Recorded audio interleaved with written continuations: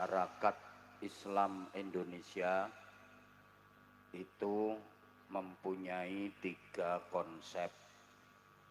Ada yang punya konsep syawalan, ada yang punya konsep halal bihalal, ada yang punya konsep lebaran.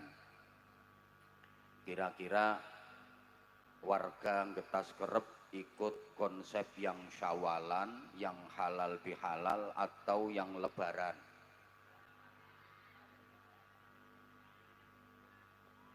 Masyarakat Islam itu ada 3 kelompok. Ada kelompok yang benar-benar berusaha islami, ada kelompok yang sudah terkontaminasi dengan modernisasi, ada kelompok yang masih memegang teguh tradisi.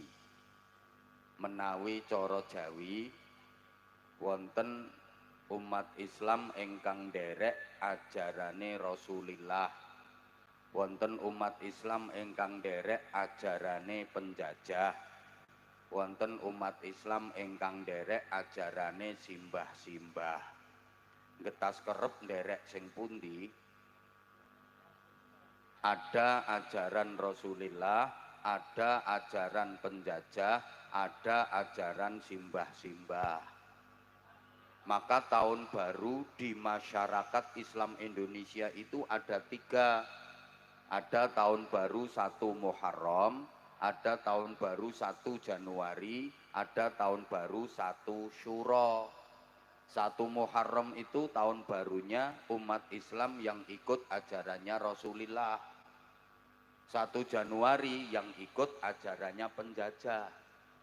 1 Syuro yang ikut ajarannya simbah-simbah. Misalnya semua dirayakan. 1 Muharram dirayakan dengan pengajian. 1 Januari dirayakan pakai dangdutan. 1 Syuro dirayakan pakai jaranan. Kira-kira yang paling sepi yang mana? Warga Getas Kerep ikut yang pengajian, yang jaranan, atau yang dangdutan?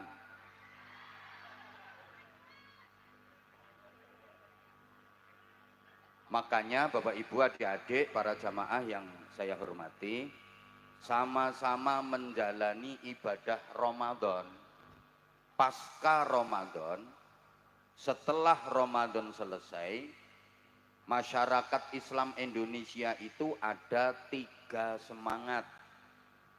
Ada semangat syawalan, ada semangat halal bihalal, dan ada semangat lebaran.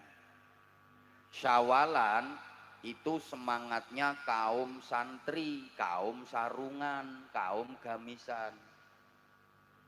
Halal bihalal itu semangatnya priayi, kaum celonoan. Sedangkan lebaran itu semangatnya wong abangan yang orang ngaji, kaum abangan. Saya ulang, syawalan itu semangatnya santri, kaum sarungan. Halal bihalal itu semangatnya priayi, kaum celononan. Lebaran itu semangatnya wong sing orang ngaji, kaum abangan. Semangat lebaran itu begini, bulan Ramadan dianggap sebagai bulan penjara. Masuk Ramadan seperti masuk penjara. Amaliyah Ramadan adalah kerja paksa, sehingga hari-hari dijalani dengan terpaksa dan menderita. Makanya di akhir Ramadan yang dipikirkan apa? Kapan lebarannya? Kapan bodone? Kenapa begitu? Sebab mereka sebelum Ramadan berkawan dengan setan. Sebelum Ramadan berteman dengan setan. Begitu Ramadan, setan dipenjara. Dia sedih, pisah dengan kawannya. Makanya di akhir Ramadan tidak berpikir mendapatkan Lailatul Qadar, tidak berpikir meningkatkan ibadah, tidak berpikir mendapatkan Syawal, tapi yang dipikir kapan setan temennya yang di penjara itu dibebaskan, supaya bisa bergandengan kembali dengan setan. Makanya hari raya adalah hari-hari diare, balas dendam. Begitu Ramadan tamat, maksiatnya kumat. Wonten napa mboten? Wonten, wonge saiki kipas-kipas.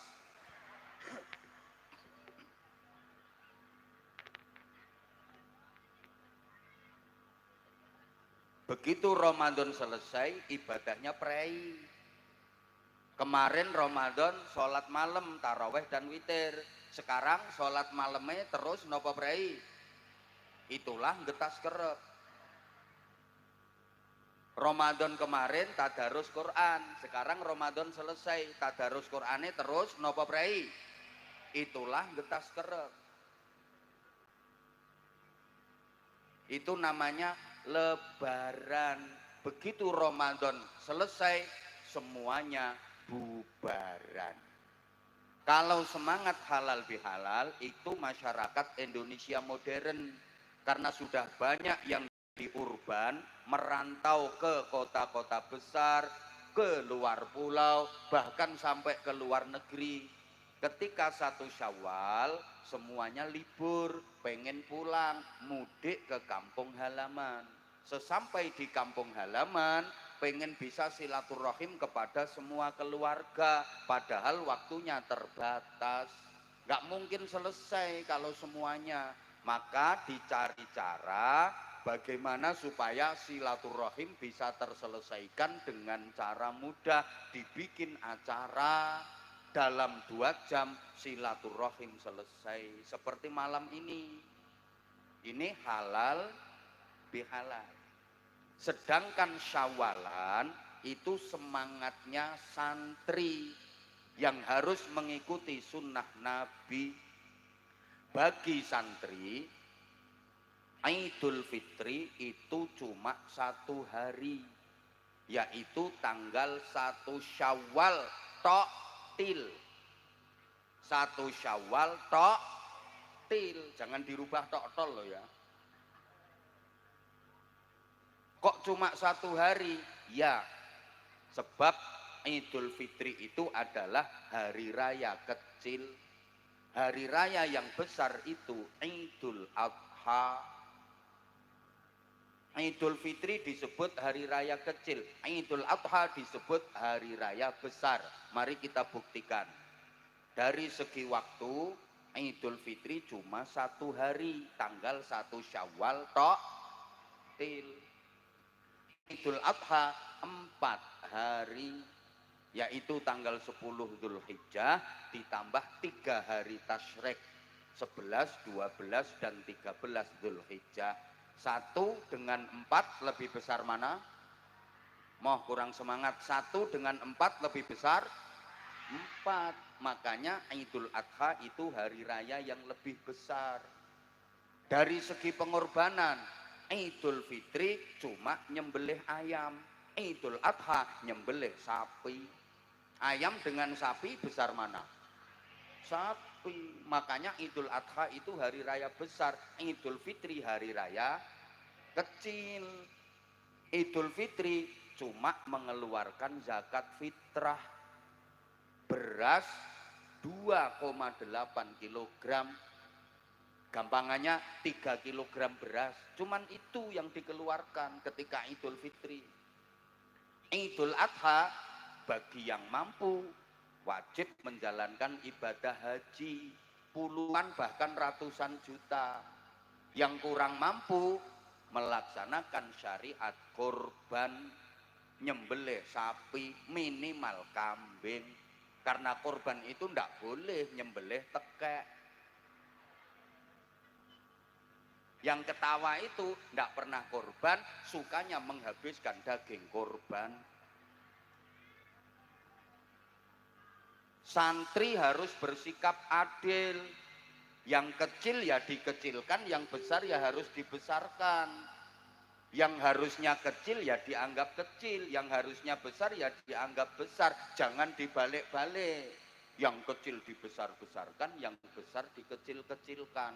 Umumnya masyarakat Getas Kerep itu kebalik pemahaman dan prakteknya. Mestinya Idul Fitri hari raya kecil, ya biasa kecil-kecil saja. Yang harus dibesarkan Idul Adha, tapi masyarakat Getas kan kebalik. Idul Fitri yang harusnya hari raya kecil, anggarannya dibesar-besarkan. Beli baju aja nggak cukup 3 ibu-ibu. Belum dalemannya, belum jilbabnya, belum BH-nya, belum lagi biaya untuk departemen, belum anggaran untuk jalan-jalan, untuk pesta. Sehingga karena Idul Fitri itu anggarannya geden-gedenan dibesar-besarkan, waktu Idul Adha kehabisan anggaran sampai nggak bisa korban. Ini kebalik. Santri itu Idul Fitri cuma 1 hari, tanggal 1 Syawal tok. Untuk apa? Untuk bertaqabbalallahu minna wa minkum. Artinya semoga Allah menerima amal saya dan amal Anda semua. Amal itu bahasa Jawanya laku. Lakune wong Idul Fitri niku wonten 4, maka disimbolkan pakai kupat. Artinya laku papat. Jadi kupat itu bukan hanya bermakna ngaku lepat, kata orang Jawa, kupat ngaku lepat, lontong olo-olone kotong, lepet sing olo disilep rapet. Angel golek kiai nerangke ngene iki angel. Mula ya larang. Pengen murah ya ketua RT-mu kon ceramah. Loh, kupat itu bukan hanya bermakna ngaku lepat, tapi kupat itu artinya laku papat. Itu sebenarnya isyarat, tapi oleh masyarakat dijadikan sebagai syarat. Padahal sebenarnya cuma isyarat. Allahumma sholli ala Muhammad. Ini harus diulang, dijelaskan secara detail.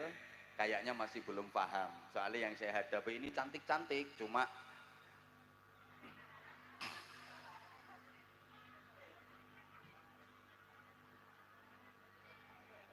sebenarnya isyarat.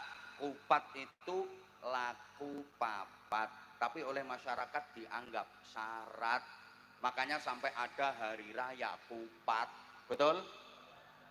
Para sesepuh kita dulu itu kalau ngajar anak cucunya, kalau didik anak cucunya sering pakai isyarat supaya mudah diterima. Kenapa?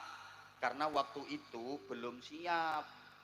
Dikasih ayat Quran langsung, dikasih hadis langsung, belum siap. Bisa-bisa nolak nanti. Kalau tahu bahwa Quran dan hadis akan ditolak, jangan dipaksakan untuk disampaikan. Dosa nanti. Wis ngerti nek ora nrimo kok dipaksa. Malah dosa. Ini pengumuman, mumpung inget bapak-bapak misalnya istrinya cerewet, istrinya berani, itu belum bisa dinasihati pakai Quran hadis, Pak. Jangan langsung qala ta'ala, qala nabi. Akhirnya istri malah berani, istrinya nolak ayat Quran. Yang nanggung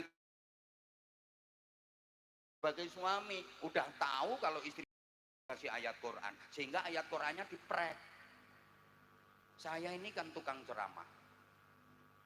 Coba menurut Bapak Ibu, saya kalau di rumah di hadapan istri, saya yang nyeramai istri atau yang diceramai? Betul.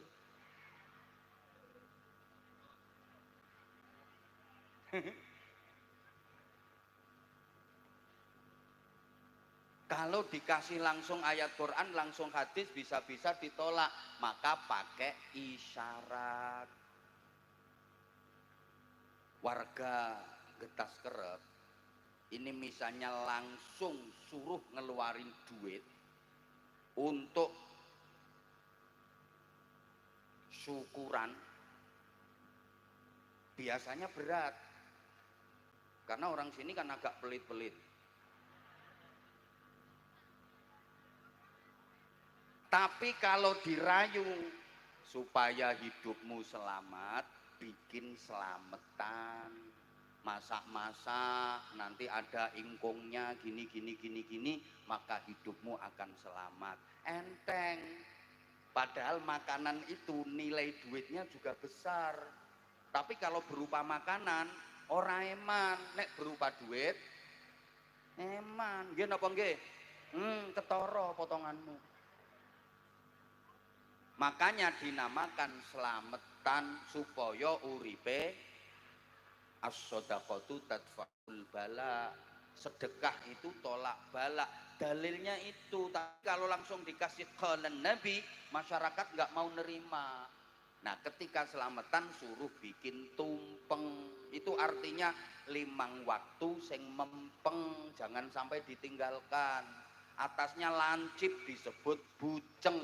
Itu artinya le nyebut sing kenceng, leh dzikir aja nganti kendo. Ayat Quran, ya ayyuhalladzina amanu dzkurullaha dzikran katsira. Wahai orang-orang yang beriman, berzikirlah kepada Allah dengan zikir sebanyak-banyaknya. Kalau dikasih qala ta'ala enggak mau nerima, maka dikei isyarat buceng, nek nyebut sing kenceng.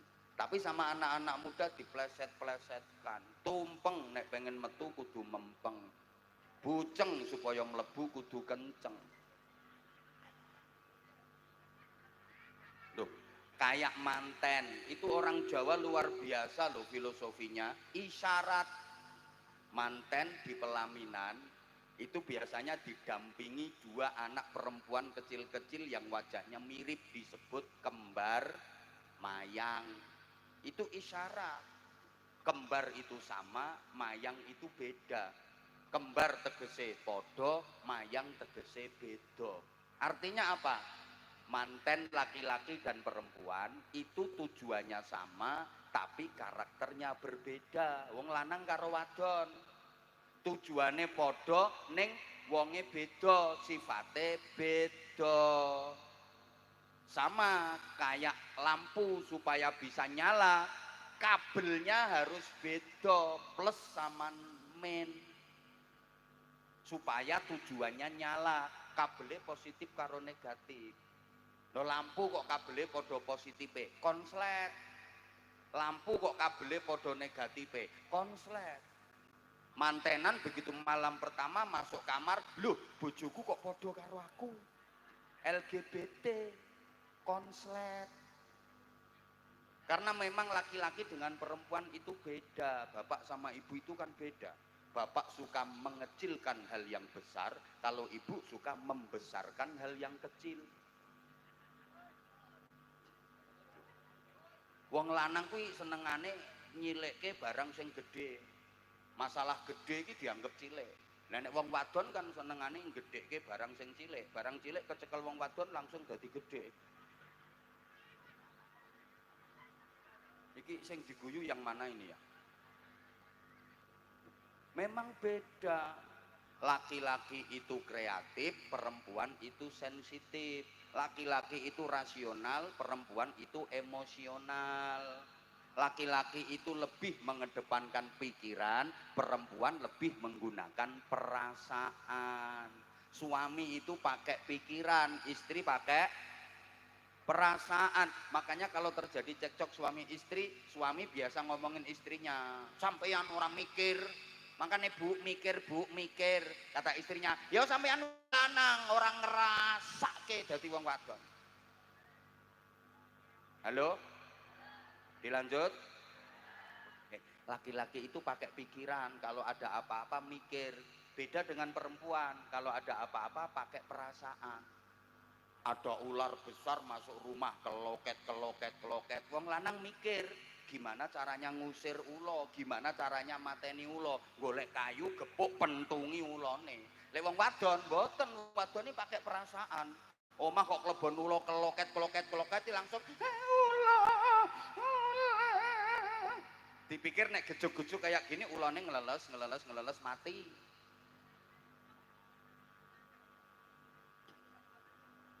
Halo? Ibu-ibu misalnya lagi masak, kompor yang meledak. Dor! Lah meledak kok. Mosok kompornya meledak, cepet.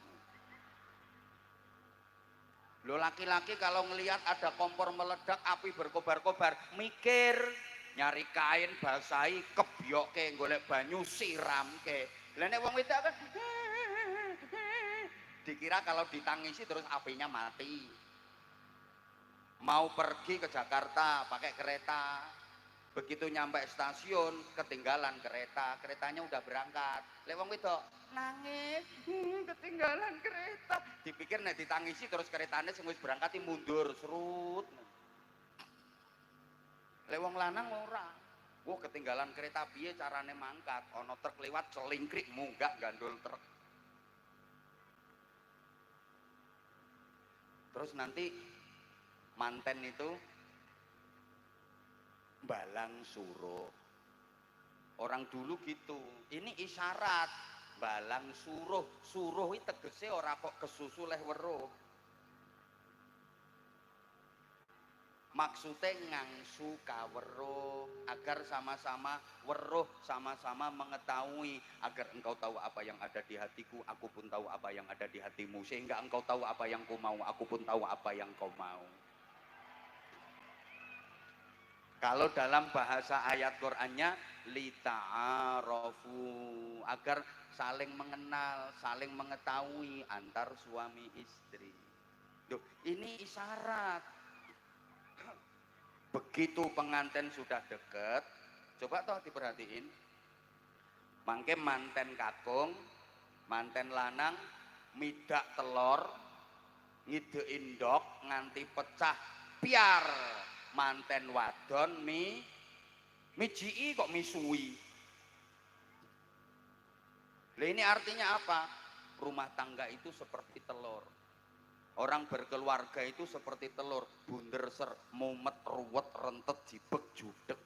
Maka suami sebagai kepala rumah tangga harus bisa memecahkan masalah. Seperti memecahkan telur itu, mencari solusi. Istri membantu, memberikan dukungan dan doa, ikut berpartisipasi.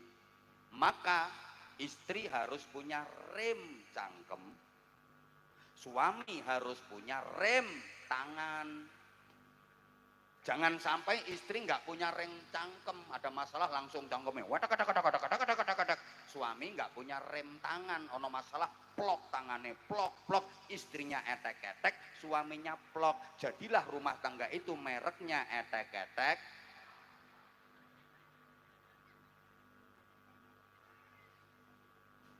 Nah sekarang kita kembali ke kupat yang di bawah, mohon maaf ya, nggak usah pengen dengan yang dihidangkan di panggung. Yang di panggung dikasih minum, dikasih jajan kotaan, padahal nggak nyumbang.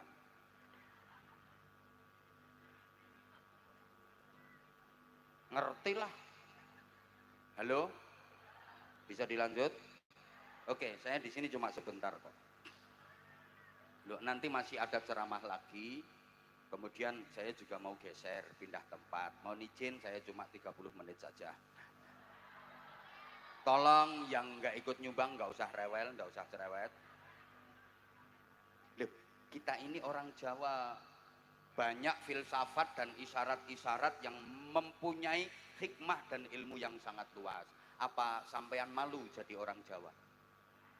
Kenapa mesti malu? Malu karena pesek. Aku juga pesek, tapi kan manis. Di samping manis, laris.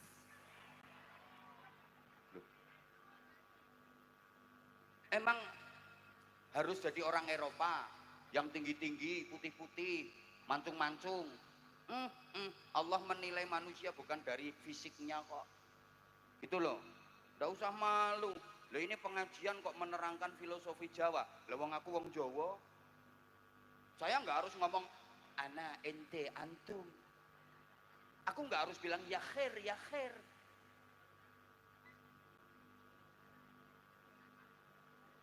Halo? pesek bene. Cetakane Gusti Allah kok. Ngono lho, Bro. Nah, apa kupat laku papat bagi santri yang beridul fitri? Ibu bapak, adik-adik, laku papatnya adalah satu, takbiran di malam lebaran, walitukmilul iddata walitukabbirullaha ala ma hadakum. Semua ada dalilnya, orang sembarangan. Sesepuh kita dulu itu kalau bikin ajaran isyarat ndak sembarangan, cuma dalilnya nggak disampaikan, wong dihadapinya oon-oon. Kasih pengertian, yang penting paham, diamalkan gitu loh. Apa artinya qul ta'ala qul nabi tapi nggak bisa mengamalkan, betul? Ngono ki alasane wong sing ora apal dalil, ora usah guyu.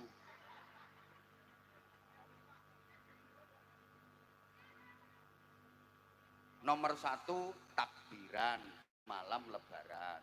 Yang kedua, bayar zakat fitrah sebelum sholat id. Yang ketiga, menjalankan sholat id. Yang keempat, silaturrohim. 4 laku ini bagi santri bisa diselesaikan dalam 1 hari. Tanggal 1 Syawal tok, cukup 1 hari selesai. Tanggal 2-nya santri sudah melaksanakan sunnah Nabi. Apa itu? Siapa yang berpuasa Ramadan dilanjutkan setelah hari raya puasa 6 hari bulan Syawal, maka pahalanya sama dengan puasa setahun penuh. Jadi tanggal 2, 3, 4, 5, 6, 7 santri itu puasa. Hari rayanya cuma sehari, 1 Syawal. Meskipun puasa 6 hari bulan Syawal nggak harus dilaksanakan di awal, boleh kapan saja, yang penting masih di bulan Syawal. Tapi yang paling afdol, paling bagus langsung tanggal 2, 3, 4, 5, 6, 7. Yakin di sini belum ada yang melakukan itu, termasuk yang di panggung, termasuk yang ceramah. Iki ya ora. Halo?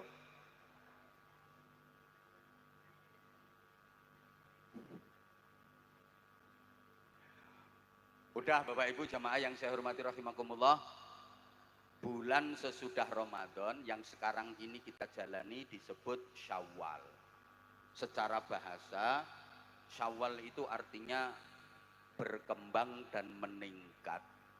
Kita harus meningkatkan kualitas diri, meningkatkan prestasi ibadah, meningkatkan iman dan takwa. Tandanya apa? Kalau kita benar-benar Syawal, dilihat kemarin warga Getas Kerep puasanya masuk jenis puasa ulo apa puasa uler? Halo? Ya Allah, aku rati gatekke. Untuk mengetahui kita itu berhasil Syawal apa tidak, meningkat apa tidak, dilihat dulu. Puasanya kemarin itu puasa jenis uler nopo puasa jenis ulo. Loh, uler sama ulo itu podo-podo poso, tapi hasilnya berbeda, endingnya berbeda. Ulo meskipun habis puasa dia sama sekali nggak berubah, nggak ada perbaikan. Namanya tetap ulo, wajahnya tetap ulo, bentuknya tetap ulo, modelnya tetap ulo, perilakunya tetap ulo. Soalnya ulo kuwi leh poso hanya sekedar melungsungi, arep ganti kulit, awake tambah dawa, tambah gede. Ada ibu-ibu Getas Kerep sini posone model ulo. Poso itu cuma arep melungsungi, ganti baju baru. awake tambah gede, bukan peningkatan kualitas diri tapi peningkatan berat badan. Sebelum Ramadan berat badannya 55 kilo, selesai Ramadan berat badannya 75 kilo. Wonten apa mboten? Wonten. Iki wonge kipas-kipas. Kudunge ireng.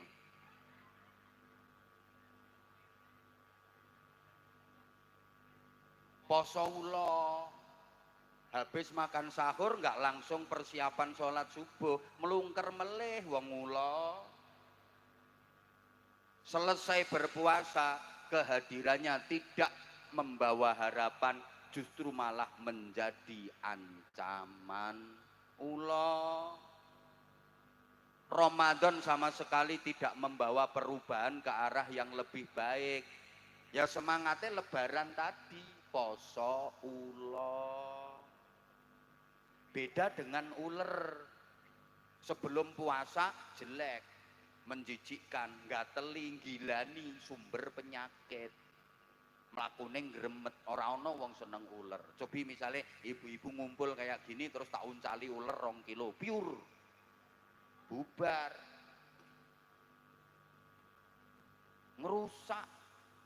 Uler itu nggak ngapa-ngapain, nempel tok lho ngerusak. Nempel neng kulit, kulitnya gatel, keroken, bliduren. Nempel neng godong, godongnya rusak, rencem bolong-bolong. Nempel neng tanduran, tandurannya rusak, gering. Nempel neng buah, buahnya rusak, bosok. Nempel neng untumu, neng untuku ora. Untumu rusak, kerowo, uler. Makanya kalau ada orang sukanya ngerusak, bikin rusuh, biasa dijuluki uler. Pripun, getas kerep mriki wonten ulere mboten? Ulere lanang apa wadon? Halo? Halo? Lah ulere poso berproses jadi kepompong. Bahasa Inggrisnya the ngentung. Lantong itu kan poso. Orang mangan, orang ngombe, orang rabenan. Selesai ngentung berubah jadi baik. Namanya berubah, bukan lagi ular tapi kupu. Melakune berubah, asalnya gremet sekarang terbang. Jadi simbol ketinggian derajat. Makanya wong getas kerep itu kalau Ramadannya berhasil, lepas Ramadan bisa terbang. Jadi Superman. Derajatnya naik. Allahumma sholli ala Muhammad. Dilanjut. Asalnya elek. Selesai puasa berubah jadi cantik. Tadinya ngerusak. Habis puasa manfaat, membantu proses pembuahan. Kembang wilo iso dadi buah dibantu kupu. Tadinya wah makannya sembarang, sing dipuangan sembarang kayak ngerusak. Selesai puasa mboten sembarang leh mangan, hanya sari-sari bunga. Halalan thayyiban. Ora ana kupu kok ngerokoti telek. Halo?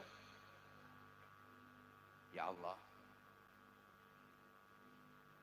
Tadinya menjijikkan, menakutkan, begitu berubah jadi kupu-kupu menyenangkan. Simbol keberuntungan. Pabe wong seneng kupu, bocah cilik-cilik wae seneng. Omah dileboni kupu jare wong-wong arep ana tamu. Duwe anak wadon wis gedhe urung ketemu jodoh, omah dileboni kupu, seneng. Lho nok, omahe dileboni kupu, jodohmu arep teko. Ning sabar ya nok, kupune rupane kok ireng.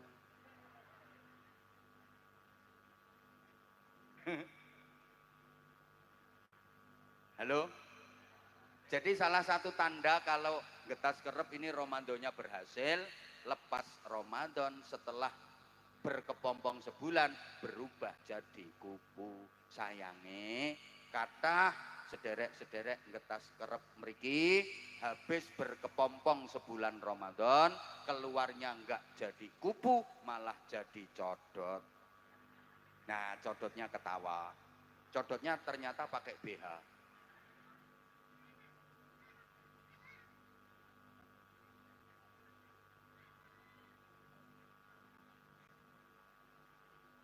Allahumma sholli ala Muhammad.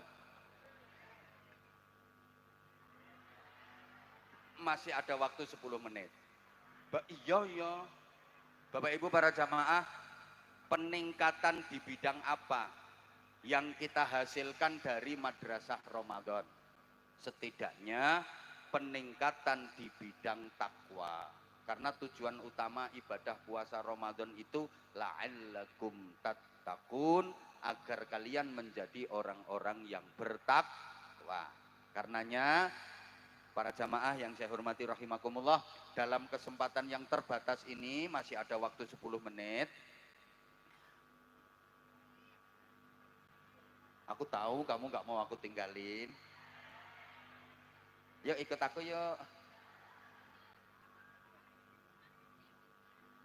Saya akan menjelaskan secara singkat takwa sosial, takwa aplikatif, agar setelah berbulan penuh. Takwa sosial ini kalau bisa kita lakukan, insya Allah kita selalu mendapatkan rahmatnya Allah. Kita akan dimasukkan surga oleh Allah. Karena syarat masuk surga itu harus takwa. Bapak Ibu kalau baca Quran membicarakan surga, itu nanti endingnya uiddat lil muttaqin. Surga itu disediakan bagi orang-orang yang bertakwa. Nah, ayatnya nanti bisa dipelajari lebih lengkap dalam surah Az-Zariyat ayat 15 sampai 21.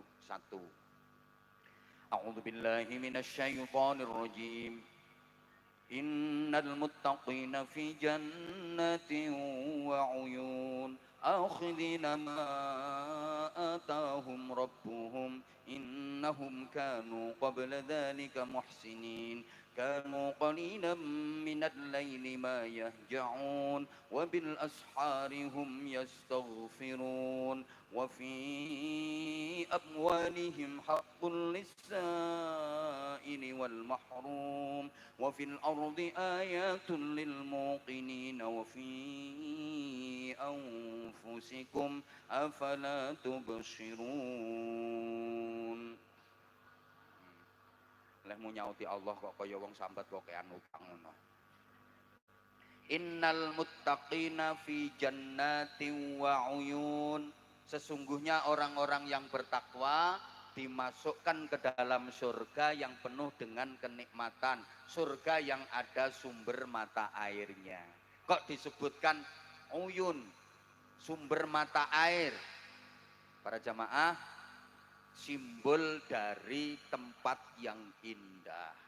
Tempat yang indah itu mesti ada simbol mata airnya. Seindah-indahnya tempat kalau nggak ada airnya, nggak jadi indah. Betul?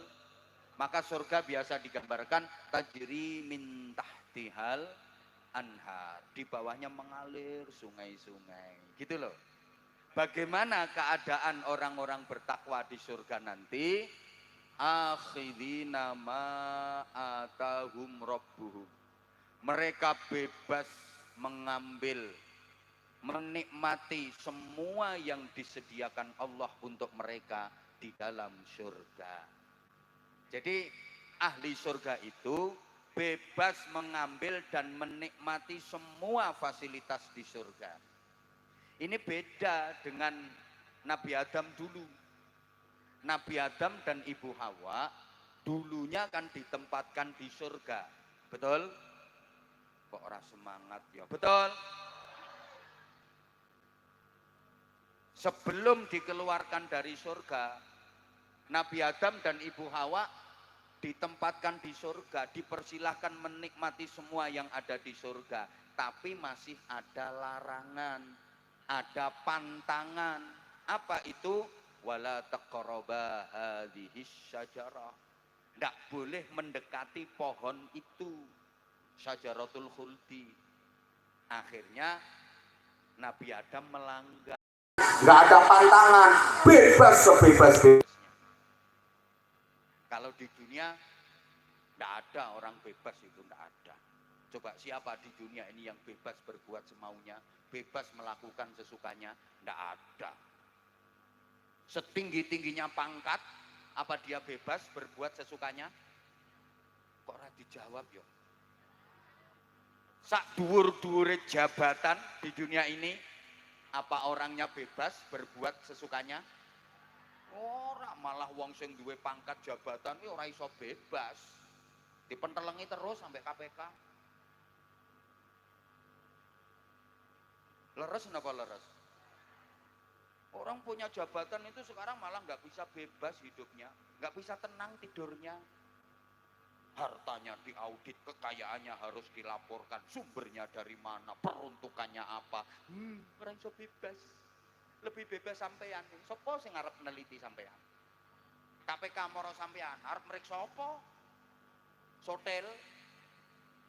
Halo? Orang kaya raya di dunia ini, apa mentang-mentang kaya terus dia bebas berbuat sesukanya? Ya ndak lah. Siapa yang bebas di dunia ini? Jadi penceramah, pegang mic, mengendalikan acara, menguasai panggung, apa dia bebas berkata semaunya? Ndak iso bebas, salah ucap viral. Betul? Di dunia ini ndak ada orang yang bebas itu. Mentang-mentang kaya terus bebas. Ya, diundang pesta, prasmanan, ngambil makanan sesukanya. Enggak, apalagi kalau sudah tua. Banyak sirian, banyak pantangan. Ditawari nasi, Mbah, sidik wae. Sop, Mbah, duduhe wae. Ini khas Tegal sate, Mbah, sunduke wae. Apa mana gek ditutke bojone gek sing wedok ki galake kaya asu manak kae. Arep njukuk ngene tampil, arep njukuk ngene ra entuk, arep nyiduk kikil aja kuwi, eling penyakite. Kari delonga urip matane tok. Apalagi kalau sudah kena penyakit komplikasi, dengan semua jenis makanan yang digemari nggak berani mengkonsumsi. Kasih sate dihindari, yang dicari malah ikan teri. Kasihnen dikit tensinya tinggi, makan cumi-cumi alergi, makan sambal goreng ati asam urat kambuh lagi, ginjal keserang, cuci darah seminggu 2 kali, kasih minum manis minta ganti karena udah punya pabrik gula sendiri, istrinya masih cantik udah disfungsi ereksi, mendekati istri disingkiri, walaupun minum jamu kuat tetap nggak bisa berdiri. Maunya 3 kali cuma bisa sekali, itu pun memaksakan diri.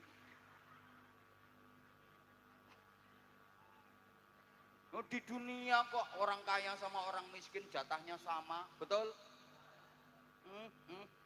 Orang kaya tanahnya luas, orang miskin tanahnya sempit, makan juga sama-sama pakai sendok, betul? Apakah yang kaya tanahnya luas itu kalau makan pakai sekrop? Minum juga sama-sama pakai gelas. Apa sing melarat yang ngombe nganggo gelas, sing sugih kae langsung nganggo drum? Sama. Apakah gelar akademik bisa menambah jatah umur di dunia ini? Yang gelar akademiknya S1 dapat jatah tambahan umur 10 tahun. Jane matine swidak dadi 70. Kalau S2 dapat tambahan jatah umur 20 tahun. Kalau S3 dapat jatah umur 30 tahun. Tambahannya enggak. Kadang yang S3 belum 40 tahun udah mati. Yang enggak tamat SD sampai 90 tahun. Betul? Non donya wong wadon ayu karo elek rabine dhisik pundi? Rupane ayu karo rupane elek rabine dhisik pundi? Kadang-kadang dhisik sing elek, sing ayu ra payu-payu, dijajal ditinggal, dijajal ditinggal, dijajal ditinggal.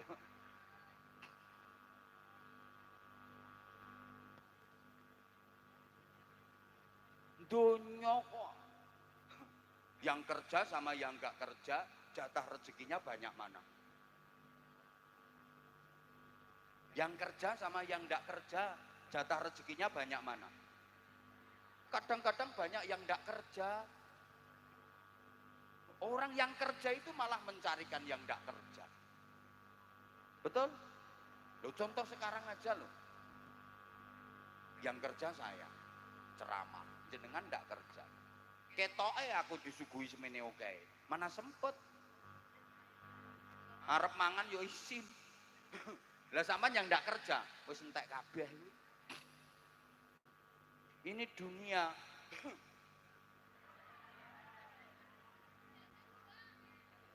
Sopo ngomong jame buang. Saya tadi sempat berpikir, wah saya ceramah itu udah lama. Tadi ada yang nanya, mulai tahun berapa Pak? Ya saya ingat saya mulai tahun 2007, 2006, 2007 itulah. Udah hampir 20 tahun. Tak pikir ya masyarakat udah pada bosan sama saya. Begitu saya datang, ya Allah ternyata jamaahnya masih berjubel. Sempet, ya kan sekarang banyak penceramah-penceramah baru. Sempet khawatir sih, kamu tuh berpaling ke lain hati. Ternyata enggak, kamu masih tetap setia sama aku. Makasih semuanya. Aku kalau tahu kayak gini tuh makin sayang aku sama kamu. I love you semuanya, I love you. I love you semuanya. I love you. Sing tuwek ra usah ngene-ngene. Gila nih.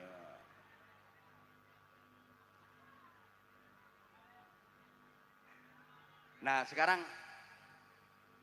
apa kriteria muttaqin?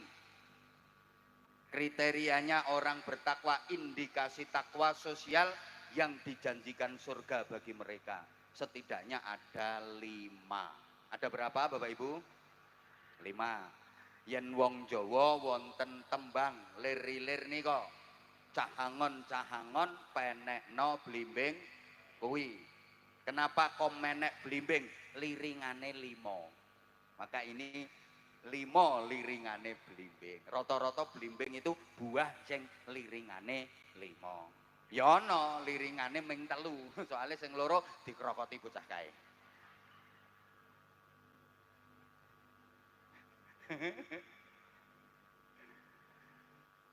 Lima indikasi orang bertakwa sebagai takwa sosial.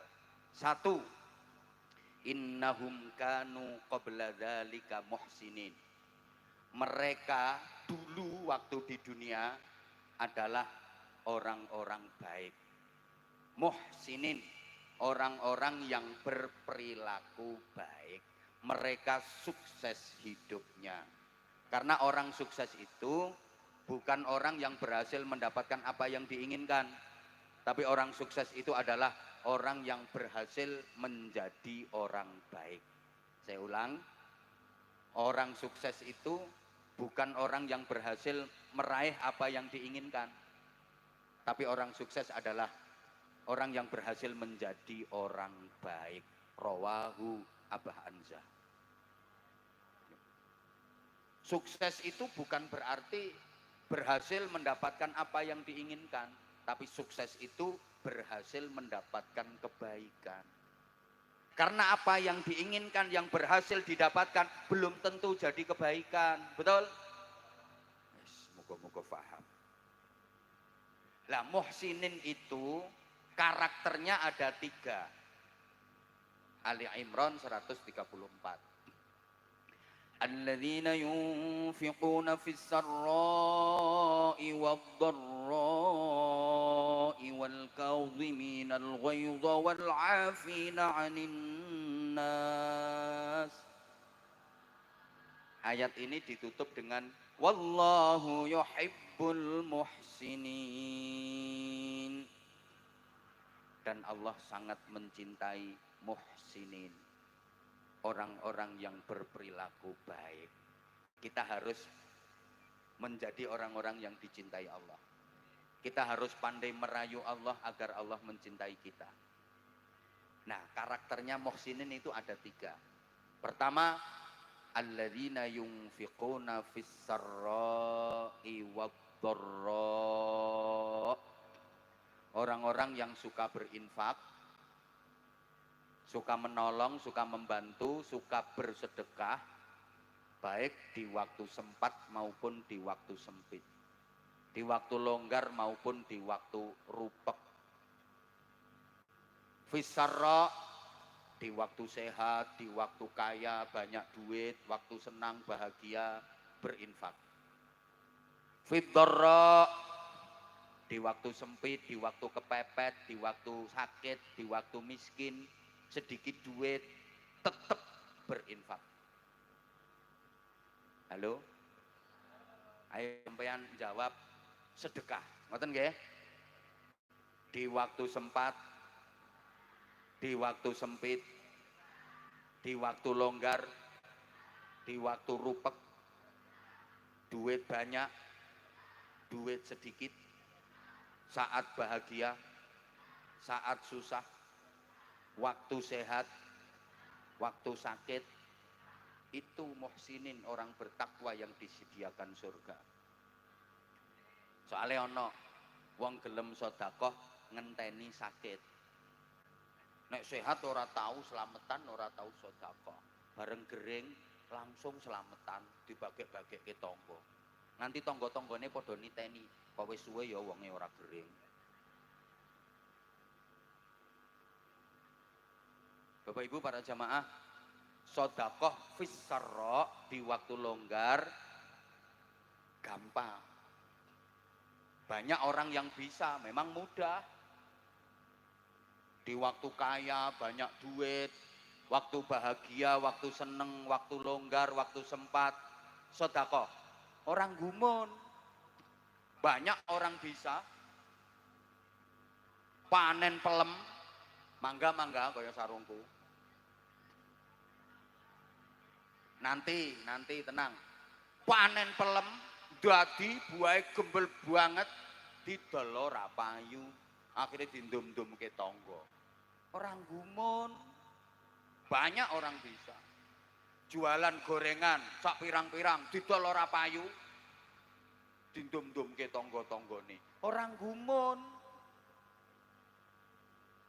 Tapi fissarra, dalam keadaan kepepet, dalam keadaan duit sithik, dalam keadaan emergensi darurat, tetap mau bersedekah. Itu yang sulit dan itu yang luar biasa. Contoh, sampean umpama ndek duit 500.000 rupiah, duit sampean nyomeng kuwi-kuwi tok, pancen potonganmu ya ora tau nyekel duit akeh. Loh, nek duitmu akeh ora ngira lungguhmu ndoprok nang ngisor kono kuwi. Wong sing duwite akeh-akeh ora ngira gelem teko pengajian, ndongsong-ndongsong ngisor wit gedang. Kayak sing duwe perusahaan, sing duwe pabrik, duitnya miliaran, ora bakal rawuh no pengajian kene, nggih napa nggih? Iki sing tekono kene iki melarat kabeh. Lho, mulane swarga iki sing akeh isine wong melarat-melarat ngene iki. Iki jenenge melarat bangga iki ya iki. Lho mula jenengan lek tak ilokke duwite ora pati akeh aja nesu, wong faktane yo ngono tenan. Wong sing duwite akeh-akeh ora ngira gelem pengajian terus ndoprok sesek-sesekan mambu kelek kecut mambu untut ngono kuwi. Nggih napa nggih? Lah iya iki melarat kabeh. Nek omongan saya salah monggo silakan dibantah, sekarang tak enteni. Ayo berdiri sing duit akeh. Aku duitku akeh, 3 triliun. Langsung aku dadi anak buah sampean. Aku tak kerja nang gone sampean. Ayo endi? Mulane gak keliru aku gawe contoh, umpama sama itu ndit meng 500.000, yo kuwi tok duitmu wis akeh menurut sampean. Nggak ada yang lain. Sampean lagi punya kebutuhan yang sangat penting dan mendesak. Duit-duit yang meng kuwi 500.000 kuwi. Kuwi wae kurang-kurang kanggo kebutuhane sampean. Terus ana tangga mara sampean utang. Wantun ngeculke mboten. Mikir berani ngelepas napa mboten?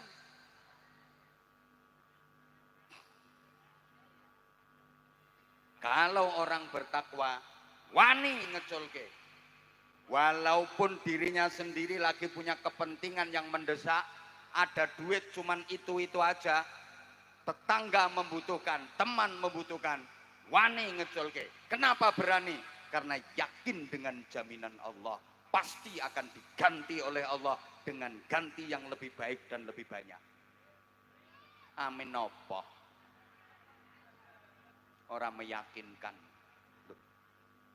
Makanya sampean kalau diberi sesuatu sama orang, itu pertama disuruh terima kasih, matur. Yang kedua suruh mendoakan. Doanya gimana? Jazakumullahu khairan katsira. Mudah-mudahan Allah membalasmu dengan balasan yang lebih baik dan lebih banyak. Karena memang orang yang bersedekah pasti akan dibalas oleh Allah dengan balasan yang lebih baik dan lebih banyak. Percaya napa mboten? Percaya napa mboten? Sing ora melu jawab berarti ra percaya, syahadat melih. Percaya napa mboten? Aku juga percaya kalau kamu percaya. Emang kamu percaya, makanya aku percaya.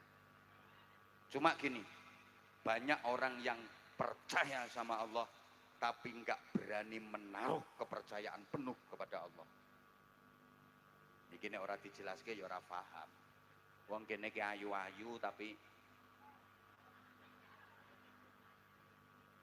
banyak orang yang percaya sama Allah tapi nggak berani menaruh kepercayaan penuh kepada Allah. Kepada Allah itu nggak berani menaruh kepercayaan penuh, masih khawatir, ya ini tak percayakan sama Allah, duitku tak lepas, tapi nanti balik apa enggak ya? Sama Allah tuh lo nggak berani menaruh kepercayaan penuh.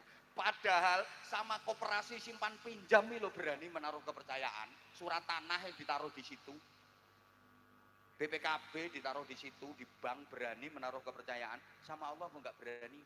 Oke, Bapak Mas, zaman misalnya mancing, Blumbang, sampean berani buang cacing karena sampean ada harapan mau dapat. Lo sama Blumbang aja percaya, masa sama Allah nggak percaya? Halo? Sampean kalau berani buang 100.000, kasih ke musola, kasih ke masjid, kasih ke pesantren, kasih ke anak-anak yatim, harapan sampean dapat 100 miliar. Buang cacing dapat gurame. Lo sama Blumbang aja percaya, masa sama Allah nggak percaya? Iki sing pelit ini mikir ini. Udah gini aja, contoh paling gampang. Ada tamu di rumah sampean, panas, tamunya dipersilakan, silakan duduk, terus tamunya duduk. Habis itu sampean kasih suguh minum, silakan diminum. Minum. Nah gini, stop. Nah, terus diminum sama tamunya. Bismillahirrahmanirrahim.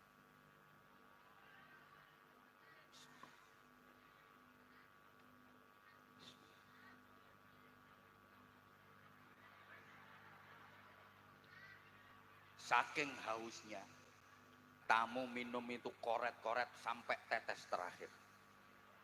Sebagai tuan rumah yang baik, tahu kalau gelasnya kosong, dia pakai.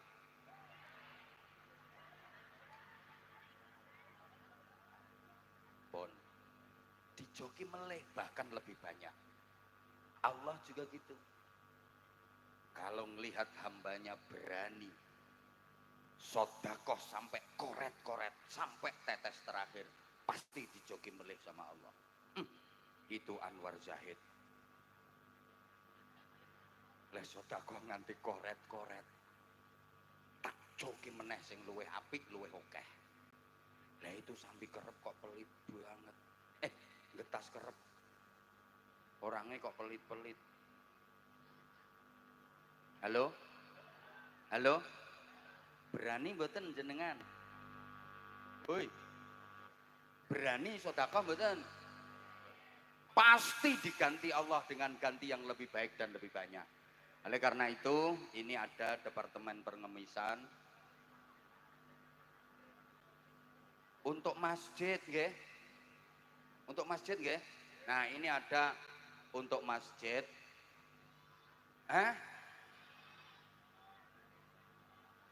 Sudah tadi. Sudah. Berapa sing dicemplungke? 2.000 ya entuk iwak gatul. Kalau pengen dapat gurami ya 100.000, yang tadi 50.000 dapatnya mujair, yang 20.000 dapat ikan sepat, 2.000 gatul. Sudah ya tadi ya? Ya udah, kalau udah ya ndak usah ya, sampun kalau mau, alhamdulillah.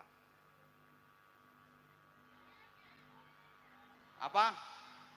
Loh, bentar toh, ini belum selesai materinya kok. Yang kedua, kan muhsinin itu kriterianya 3. 1, yunfiquna fis sarra'i wadh-dharra. Yang kedua, al-kadhiminal ghaidha.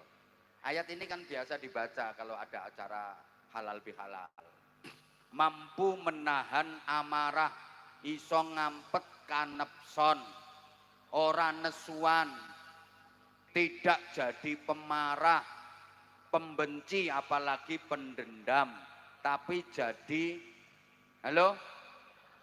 punya kesabaran yang tinggi. Itu tandanya muhsinin, mampu menahan amarah, mempunyai kesabaran yang tinggi. Kenapa kita harus sabar dalam hubungan sosial bermasyarakat? Bapak Ibu para jamaah, kita berbuat baik kepada orang itu belum tentu dibalas dengan kebaikan, betul? Kayaknya pengalaman. Ngapii wong urung karuan dibales apik karo wong kuwi. Nggih napa nggih? Kadang diwapiki ra karuan balese nang kita elek. Wonten napa mboten? Wonge teko. Ketoke kudunge coklat.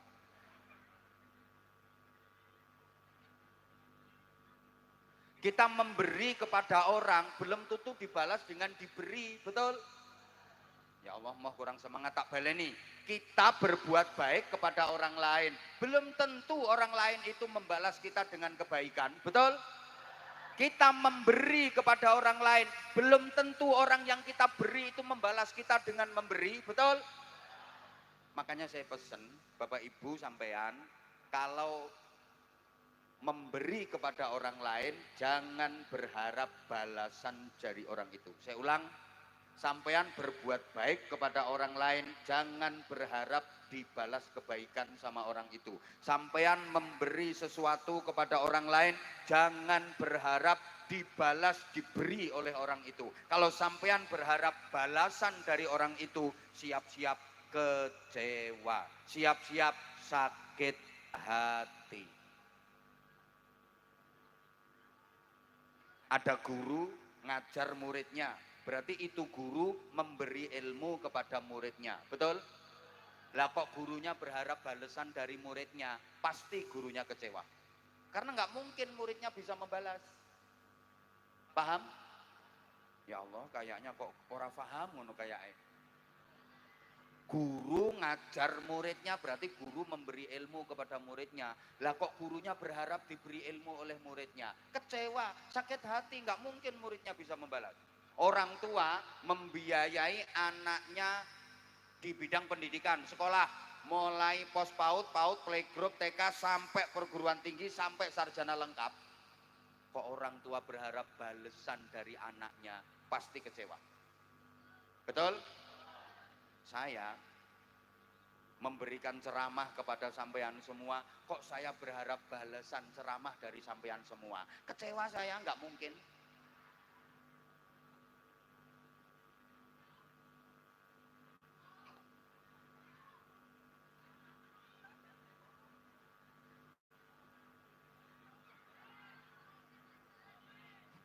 Ya Allah. Udah. Pokoknya kalau kita memberi kepada orang lain, jangan berharap dibalas dengan diberi. Karena manusia itu selalu ada 3 level. Kalau dalam surat Fatir itu, "Tsumma awrathnal kitaba alladziina istafaina min 'ibadina faminhum zalimun li nafsihi wa minhum muqtasid wa minhum sabiqun bil khairati biiznillah." Orang itu selalu ada 3 jenis. Ada yang zalimul li nafsi, ada yang muqtasid, ada yang sabiqum bil khairati biiznillah. Zalimul li nafsi, diberi tidak membalas memberi atau membalas lebih sedikit.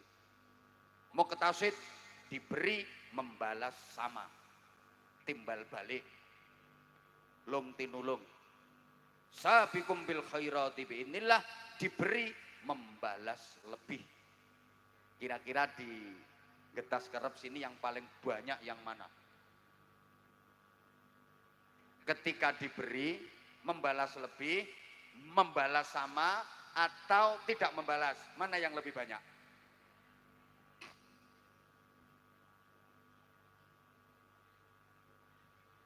Oke, langsung dijelaskan daripada nggak ada yang jawab, ngomong jawab bingung. Yang paling sedikit itu yang membalas lebih, itu paling sedikit. Maaf, zalimul li nafsih paling banyak. Wong masyarakat kita itu kayak tumpeng itu loh, kayak tumpeng. Paling bawah itu paling ombo dewe, paling gede dewe, sing tengah tanggung, dhuwur dewe lancip niku paling sithik. Jadi sing lancip paling sithik niku sabiqum bil khairati biidznillah. Sing tengah-tengah kuwi muqtasid, sedengan. Sing paling ngombo ngisor dhewe paling akeh kuwi zalimul li nafsi. Maaf. Halo. Yang paling membutuhkan kesabaran ekstra itu menghadapi orang yang zalimul li nafsi, diberi membalas lebih sedikit atau bahkan tidak membalas sama sekali. Ini yang membutuhkan kesabaran ekstra. Paling enak itu menghadapi orang yang sabiqum bil khairati biidznillah. Ketika diberi dia membalas lebih. Siapa itu? Orang tua, terutama ibu. Ibu kalau diberi sama anaknya, ibu pasti akan membalas lebih. Karena memang ibu ke anak itu hanya memberi, tak harap.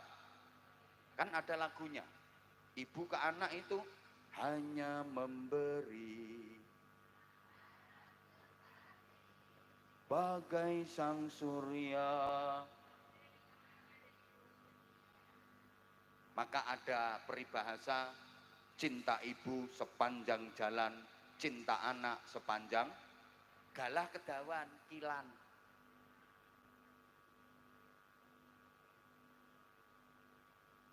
Loh, contoh paling gampang, anaknya merantau di Jakarta, waktu lebaran pulang, sowan ke ibunya. Paling anak itu cuma bawa minyak goreng 2 kilo, gula 2 kilo, roti kaleng sing tanggung 1, itu pun wis dibuka segele, dijukuk wafere. Sama duit 200.000 dibungkus amplop, kasihkan ke ibunya. Tapi anak 6 digawa kabeh. Tekan ibune kono anak 6 disangoni 100.000, 100.000, 100.000 kali 6, torok ibune wis. Itu dibelehke pitik, tukokke sate, dimasakke reno-reno. Ibu pasti memberi lebih. Begitu anak balik pulang ke Jakarta, bagasi mobil kebak, beras sak ketane blusek mlebu, klopo sak degane blusek mlebu, pitik sak kandange digawa. Begitu anak udah balik Jakarta, ibunya di teras rumah tenger. Alhamdulillah rampoke wis minggat.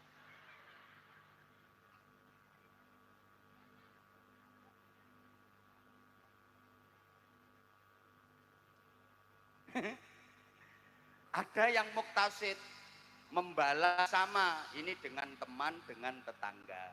Misalnya, ibu, bapak sampean habis punya hajat menantu, ada tetangga sampean nyumbang 200.000. 5 tahun kemudian tetangga sampean yang nyumbang itu punya hajat mantu, kira-kira bapak ibu buka buku napa mboten? Buka catatan napa mboten? Dulu disumbang 200.000, sekarang balik ke pinten? Wis 5 tahun yo tambah. Kruse beda wesan. Mosok tetep 200.000. Oh, pelit. Nah, yang paling membutuhkan kesabaran itu menghadapi zalimul li nafsi. Orang yang ketika diberi membalasnya lebih sedikit atau bahkan tidak membalas sama sekali. Menghadapi orang yang nggak tahu diri, nggak tahu balas budi, bahkan menyakitkan hati. Bertepuk sebelah, air susu dibalas dengan air, ditulung malah, dikeiatin rogoh, kau yang mulai, kau yang Kau yang berjanji, kau yang ya nasib, ya nasib.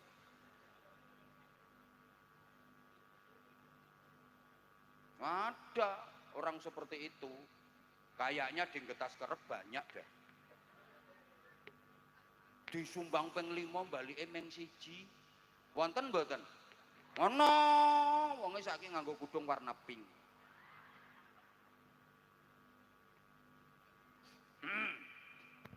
Karo kudung krim.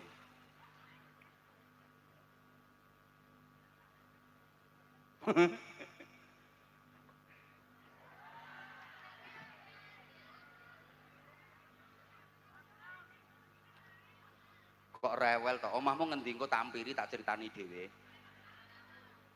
Nah, sekarang yang kedua, kalau tadi nomor 1 muhsinin. Yang kedua, kanu qalilam minal laili ma yahjaun. Mereka orang-orang bertakwa yang dijanjikan surga di waktu malam tidurnya sedikit. Kalau malam tidurnya hanya sedikit. Kok malam tidurnya sedikit? Bukankah Allah menciptakan malam untuk tidur, untuk istirahat, siang hari untuk kerja, cari ma'isyah? Wa ja'alnal laila libasa wa ja'alnan nahara ma'asya. Memang Allah menciptakan siang hari untuk cari ma'isyah, malam hari untuk beristirahat. Tapi kalau kita memang benar-benar ingin bisa sampai ke surga, untuk bisa sampai ke sana butuh biaya yang banyak, modalnya banyak. Kalau hanya mengandalkan amal biasa kurang. Maka kita harus berani melakukan amal lembur malam hari. Mudah-mudahan paham.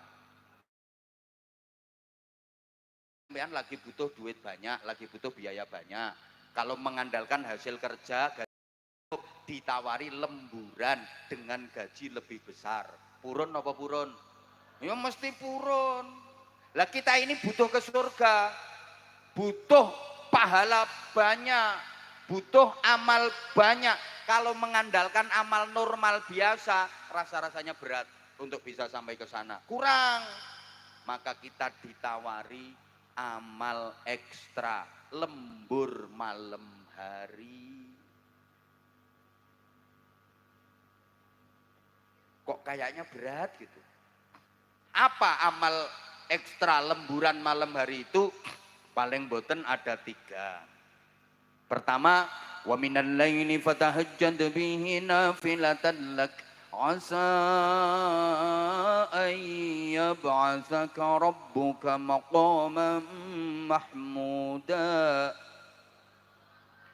Dan dari sebagian malam bertahajudlah sebagai tambahan amal untuk mendapatkan pahala ekstra agar kalian ditinggikan derajatnya oleh Allah Subhanahu wa taala. Warga Getas Kerep kalau malam hari waktu tidur biasanya tengah wengi, lewat tengah wengi ngelilir, nggih. Nggih. Ngopo? Nguyuh. Bareng nguyuh langsung sholat. Mboten. Ngopo bareng nguyuh? Turu. Ya Allah, berarti Getas Kerep ora cara cewek nggih. Lah bareng nguyuh langsung turu. Ih, ayu-ayu padha kepet. Gila nih. Coba, apalagi yang sudah sepuh, mohon maaf. Kalau malam tidur 8 jam penuh, utuh, nggak mungkin kuat. Jam 9 turu, bangun-bangun jam 5, nggak mungkin bisa. Tanpa terbangun. Kenapa? Karena merasa sudah cukup. Kalau nggak gitu, kepuyuh. Kebelet kudu pipis gak iso ngampet. Pasti itu kalau udah di atas 60 tahun. Nggak mungkin. Dalam keadaan normal, berangkat tidur jam 9, bangun-bangun jam 5 tanpa ngelilir. Nggak mungkin bisa. Kenapa? Merasa sudah cukup. Kalau nggak gitu ya kebelet kudu pipis, mesti bangun. Itu memang teguran dari Allah.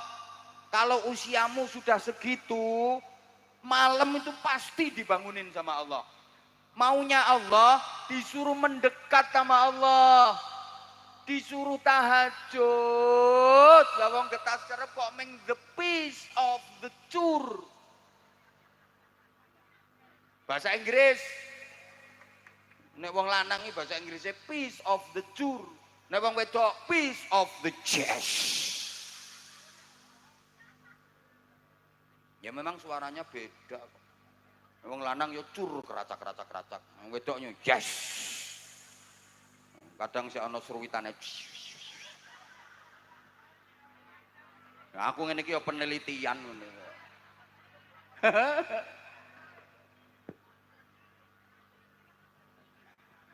Yang kedua, wes. Apa wes sing diguyu kok. Yang kedua, yatluna ayatillahi ana al-lail. Lemburan amal malam hari yang kedua, baca ayat-ayat Allah di keheningan malam, maca Quran. Syukur-syukur iso angen-angen sak maknane kok sak mangane. Halo? 1 tahajud, 2 baca Quran. Yang ketiga, zikir wengi engkang suwe. Itu 3 amal lemburan. Bukankah kemarin Ramadan sudah dilatih? Tiap malam taraweh, witir, berarti suluh tahajud istiqomah setelah Ramadan. Tiap malam baca Quran, tadarus. Sekarang lanjut. Mbok ora digatekke aku ngomong. Padahal yang di sana udah nunggu aku.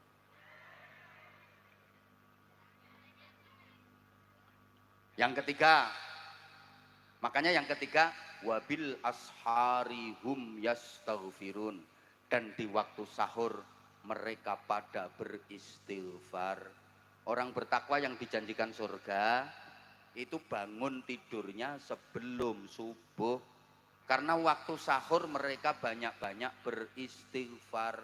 Wong takwa kuwi turune dhisik, tangine gasik. Bareng turune dhisik, tangine. Bangun tidur jangan nunggu ditegur sama muadzin. Bangun tidur jangan nunggu dikritik sama muadzin. As-sholatu khairum minan naum. Sholat itu lebih baik daripada. Nah itu kan bangun tidur nunggu diobrak-obrak sama muadzin. Dibilangin kalau sholat lebih baik daripada tidur. Jangan tidur ae toh getas kerep. Sholat itu lebih baik daripada tidur. Soalnya rata-rata getas kerep itu punya anggapan tidur lebih baik daripada sholat. Buktinya kalau mendengar as-sholatu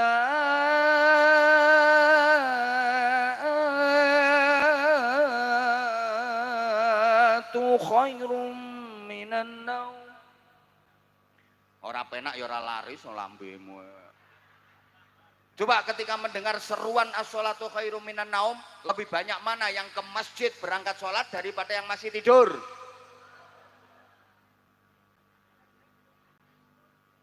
Makanya besok adanya di sini rubah saja, an-naumu khairum minas.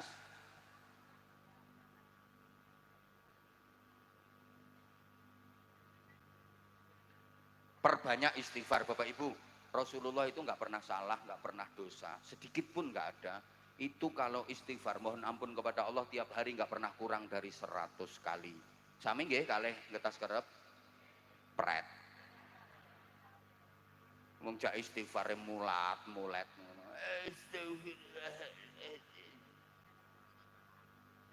Nah, ini ada hadis sahih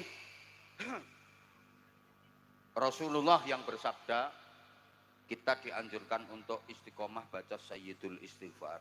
Namanya aja Sayyidul Istighfar, ratunya istighfar. Allahumma anta rabbi la ilaha illa anta khalaqtani wa ana 'abduka wa ana 'ala 'ahdika wa wa'dika mastata'tu a'udzu bika min syarri ma sana'tu abu'u laka bi ni'matika 'alayya wa abu'u bi dhanbi faghfirli fa innahu la yaghfiru dzunuba illa anta. Siapa yang baca Sayyidul Istighfar di waktu pagi menjelang matahari terbit, kok ternyata siang harinya dia mati, maka dia masuk surga. Kalau Sayyidul Istighfar dibaca sore hari menjelang matahari terbenam, kok ternyata malam harinya dia mati, dijamin masuk surga. Bapak Ibu, sampean nanti rencananya matinya siang apa malam?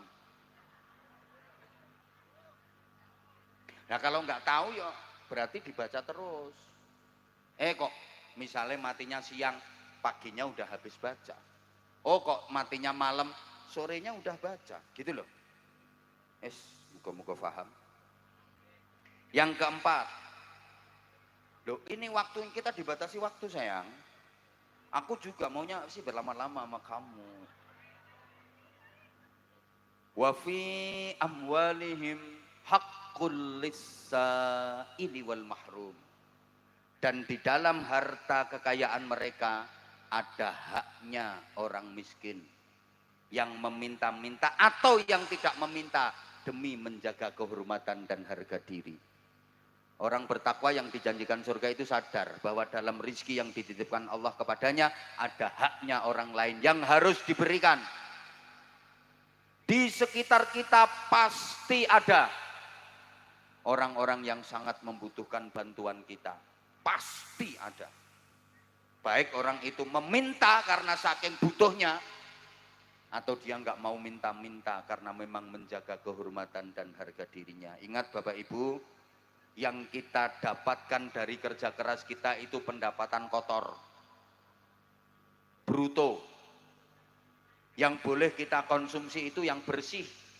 Dari kotor menuju neto bersih itu ada proses namanya zakat. Makanya zakat itu maknanya pembersihan, minimal infak, sedekah, gitu loh. Halo? Lah kalau nggak dikeluarkan sama sekali, dapat rezeki diembat semua, itu orang geragas itu namanya. Kayak disuguh lemper, diuntal sak kulit-kulite, sak godong-godonge, sak biting-bitinge. Wong celutak. Masa dapat ikan lele kok dimplok sandase, sak rine, sak telek-teleke. Muga-muga paham. Terakhir. Ya terakhir yo. Wah, kok lonjat lanjut ae. Wong wedoke kadung kenaan terus ora gelem wis ngono kuwi. Wa fil ardi ayatul lil muqinina wa fi anfusikum afala tubsirun. Dan di bumi ada tanda-tanda kekuasaan Allah bagi orang-orang yang yakin. Belajar terus, belajar terus, belajar terus. Menambah keyakinan dan keimanan kepada Allah. Dan pada diri kalian sendiri juga harus diperhatikan. Apakah kalian tidak memperhatikan? Artinya orang bertakwa yang dijanjikan surga itu bukan hanya mengurusi orang lain, manfaat orang lain sampai melupakan keselamatan diri sendiri. Enggak, dirinya sendiri juga diperhatikan. Jangan seperti lilin menerangi lingkungan tapi tubuhnya sendiri terbakar habis, tahu-tahu mati belum sempat amal. Jangan sampai kayak gitu. Di samping ngurusi eksternal, jangan lupakan internal. Kepentingan diri sendiri juga diperhatikan. Ceramah terus sampai nggak mikir fisik, nggak mikir kesehatan. Makanya maaf banget kadang-kadang saya begitu nyampe lokasi tempat istirahat, saya langsung minta istirahat sama panitia. Kadang ngobrol sebentar, saya langsung minta istirahat. Kayak tadi misalnya, saya kemarin dari Pekalongan, full sehari. Terus di Tegal ini 4 titik dalam sehari. Pagi, kemudian tadi siang, sekarang, habis ini masih ada jadwal satu lagi. Sehari 4 kali. Loh. Makanya maaf, begitu tadi saya nyampe tempat transit, saya ngobrol sebentar langsung minta istirahat. Kenapa? Kalau misalnya saya nggak istirahat, nuruti panitia diajak ngobrol terus, remuk saya, malah saya nggak bisa ceramah sekarang. Gitu loh. Makanya saya minta istirahat. Saya bisa istirahat, bangun fresh, bisa ceramah. Bukan karena sombong, bukan karena angkuh, mohon maaf panitia. Kadang panitia yang nggak menyadari, mohon maaf, gaya sombong, nggak gelem ngobrol sama panitia, bukan berarti nggak mau ngobrol. Tetap ngobrol dong. Sebelum istirahat saya juga udah ngobrol, selesai istirahat tadi juga ngobrol. Lah kalau nuruti ngobrol sama panitia paling pertanyaannya itu aja. Ada berapa jadwal di Tegal? Paginya di mana? Siangnya di mana? Sorenya di mana? Terakhirnya di mana? Nah, panitia juga harus paham dong kalau misalnya kitanya lagi butuh istirahat. Kita juga perlu istirahat. Jangan terus diforsir. Ada kok lagi ceramah ngeleles mati. Aku kan nggak mau seperti itu. Halo? Loh, ya kepentingan dirinya sendiri juga perlu. Bapak Ibu sama ndak tahu. Kayak gini misalnya ya, saya mau berangkat terus pamit terus dibilangi ngaji terus. Anak, ya kan anak ngomong, abang ngaji terus, karena libure, ngaji terus, gak tahu libur. Rasanya hati deg, iya nak, kamu juga punya hak atas abah. Abah minta maaf ya nak ya. Belum lagi santri, anak-anak santri yang ikut saya 2.500 lebih, mereka juga butuh saya. Lah kalau saya nuruti jamaah, nuruti masyarakat terus, santri sendiri nggak kopen, dolim saya. Makanya kemarin Ramadan full 1 bulan saya sama santri, off saya nerima jadwal cuma 3 aja, selebihnya enggak, karena memang waktu saya untuk santri. Duh, ini juga harus dipikirkan. Kok menang sampean? Lo kadang-kadang saya berpikir gitu, saya ini udah 20 tahun lebih keliling masyarakat, wiritan, wirawiri turut ratan. Wilayah Indonesia alhamdulillah udah semua, 34 provinsi dan beberapa negara luar negeri. Kadang-kadang sudah berpikir, ya waktunya saya nungguin santri, waktunya saya ngemong santri, masyarakat arang-arang wae. Tapi gimana kalau udah ada panitia datang ke rumah, itu saya juga bingung. Mau diterima itu yo santri juga punya hak, keluarga juga punya hak. Mau ditolak itu kok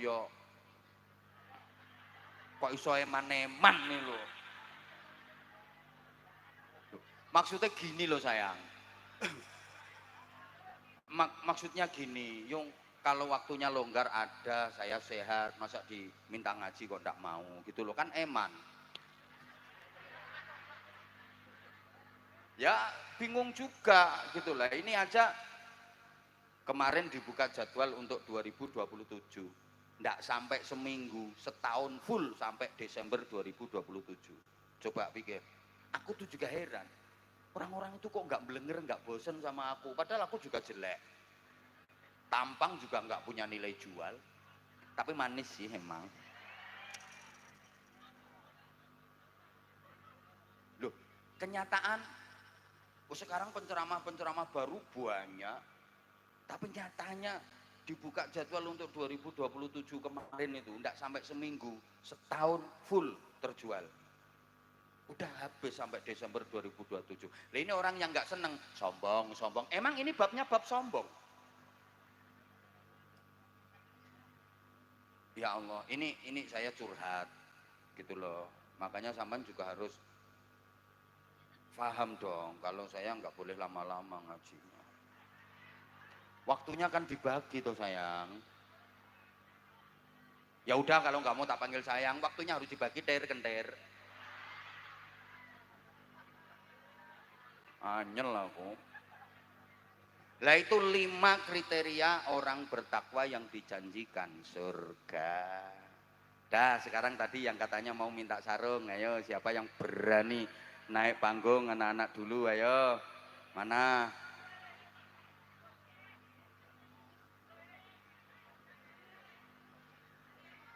Saya sebentar, kalau nggak ditunjuk ya kamu sini nak. Nah, sini sayang, kamu satu. Ayo sebentar.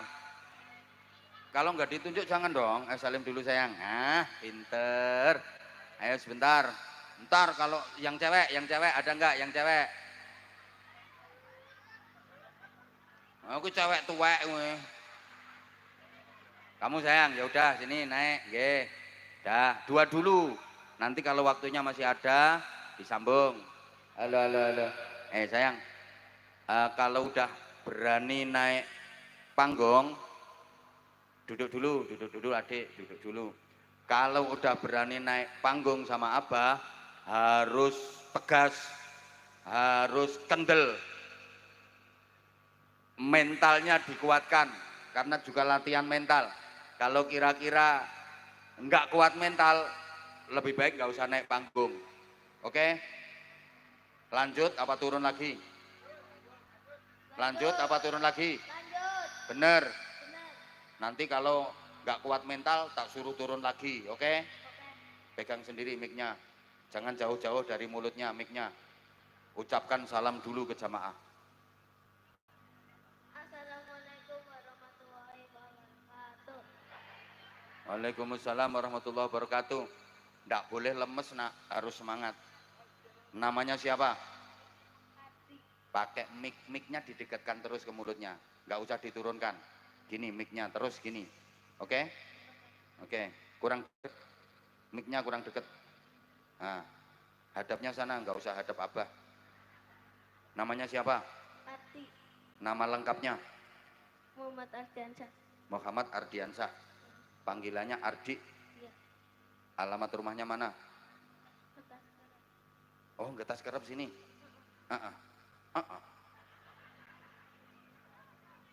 Ardi sekolahnya kelas berapa? 2 MI apa SD? SD. SD. SD mana? SD Negeri Bekas Kerep. SD Negeri Getas Kerep. Masih kelas 2? Iya. Kalau berangkat ke sekolah masih diantar apa berangkat sendiri? Berangkat sendiri. Pakai sepeda apa jalan kaki? Jalan kaki. Kemarin waktu Ramadan puasa apa enggak? Puasa. Penuh sebulan? Penuh. Penuh. Yang lain diem ya, saya nanyanya ke Ardi. Enggak pernah mokel? Pernah. 1 kali. Enggak 1 kali. Enggak 1 kali. Ayo jujur, berapa kali mokelnya? 2. 2. Ayo coba sekarang Ardi, kenapa waktu itu kok mokel? Gak kuat. Rakuat. Kenapa rakuat? Jam berapa itu mokelnya? Pakai mic nak. Mokelnya jam berapa? 2. Jam 2. Apa yang dimakan pas mokel itu? Es sama apa? Nabati. Hah? Nabati. Es sama nabati. Bapaknya tahu kalau mokel?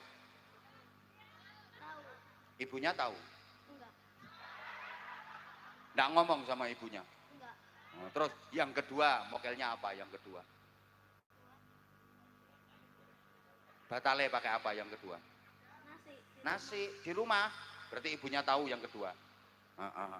Ya udah. Nanti jangan mokel lagi ya nak ya. Mic-nya yang deket toh mic-nya Ardi. Ardi kan baru kelas 2.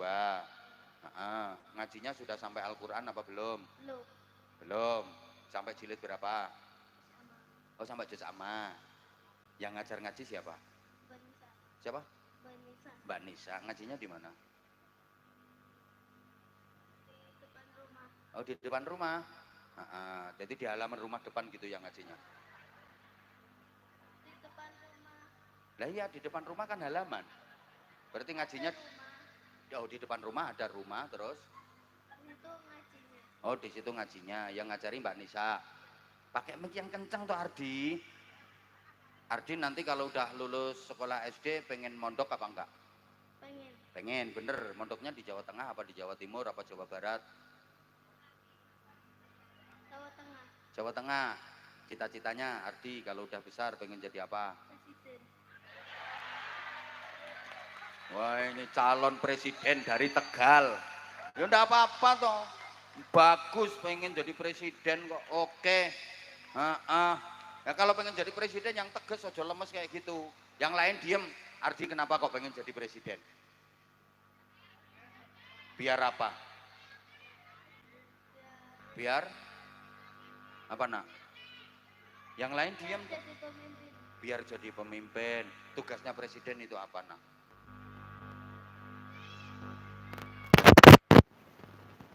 Mimpin negara ya. Nah sekarang Ardi mau tampil apa? Mau tampil apa? Kan yang bareng sama apa itu ada tampilnya, ada sholawatan, ada azan, ada ngaji Quran, ada nyanyi. Ardi mau tampil apa? Tadi kok ngacung-ngacung sini loh. Pengen apa Ardi? Hah? Pengen sholawatan. Kalau udah sholawatan nanti dikasih apa? Dikasih apa? Uang. Kok Ardi tahu kalau dikasih uang? Taunya dari mana?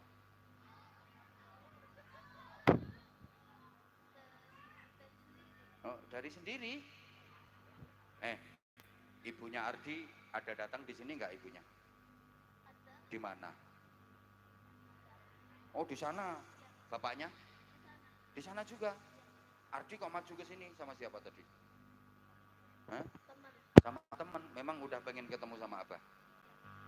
Udah siap. Bapaknya tahu nggak kalau Ardi naik? Nggak tahu. Ya udah, sekarang mau sholawatan apa? Presiden nu kesuwen lah mikir. Presiden nu tas-tas gitu loh. Ayo, mau sholawatan apa? Ardi naik panggung ini maunya Ardi sendiri apa ada yang nyuruh? Naik sendiri. Naik sendiri. Coba sekarang sholawatan. Ayo. Sholat apa? Salatullah salamullah la rasulillah. Ya udah, ayo itu sholawatan. Duduk dulu Ardi, duduk dulu. Adik sekarang, adik. Ayo salam dulu adik. Assalamualaikum warahmatullahi wabarakatuh. Waalaikumsalam warahmatullahi wabarakatuh. Adik namanya siapa? Siti Anissa Salsabila. Panggilannya? Anissa. Sekolahnya kelas berapa? Kelas 5 Kelas 5 SD apa MI? SD. Berarti tahun depan kelas 6 udah lulus. Rencananya mondok apa ndak Anissa? Mondok. Bener. Ya. Cita-citanya Anissa pengen jadi apa? Penceramah. Penceramah. Emang Anissa udah pernah ceramah? Udah pernah ikut lomba ceramah? Udah. Di mana? Kecamatan. Tingkat kecamatan. Dapat juara berapa? 1. Bener. Iya. Sama. Kalau Abah dulu sebelum ceramah profesional ikut lomba ceramah malah tingkat provinsi. Tapi juara 2. Soalnya pesertanya cuma 2. Berarti sekarang ini Anissa mau ceramah. Nah, berarti nanti cita-citanya pengen jadi penceramah. Kenapa pengen jadi penceramah? Yang ingin menyebarkan ilmu agama. Karena ingin menyebarkan ilmu agama. Itu bener, kowe aja duit ae. Menyebarkan ilmu agama. Betul itu. Coba sekarang Anissa ceramah. Ayo coba berdiri, ayo. Biar nggak lama-lama nanti waktunya. Ayo coba sekarang Anissa, ayo. Ini lo sing kendel koyo Mbak Anissa. Ardi. Ayo mulai Anissa, ayo.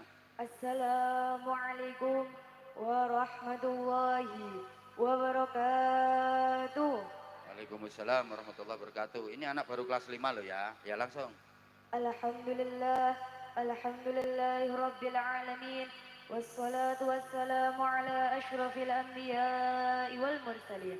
Sayyidina maulana Muhammad wa ala alihi wa sahbihi ajma'in. La hawla wa la quwwata illa billahil aliyyil azim. Amma ba'du. Yang kami muliakan para alim, para ulama, para kiai, para ibu nyai, para ustaz dan ustazah yang kami muliakan pula. Wabil khusus Al-Mukarram Rama Kiai Haji Anwar Zahid dan Dora Habib Muhammad Sultan Badari bin Syakaf Al-Habsyi. Yang mudah-mudahan beliau selalu diberi sehat walafiat dan dipanjangkan umur yang barokah.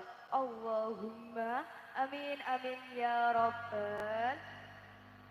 Dan tidak ketinggalan pula rekan-rekanku yang senasib seperjuangan, semuanya yang kami banggakan dan kami cintai, dan bapak-bapak, ibu-ibu yang kami hormati.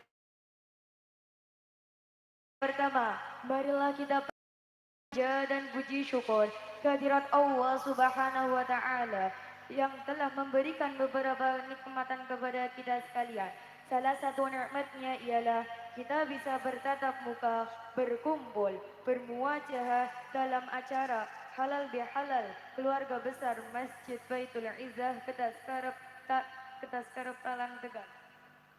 Kedua kalinya, salawat serta salam mudah-mudahan tetap tercurahkan kepada junjungan kita Nabi Agung Nabi Muhammad Sallallahu Alaihi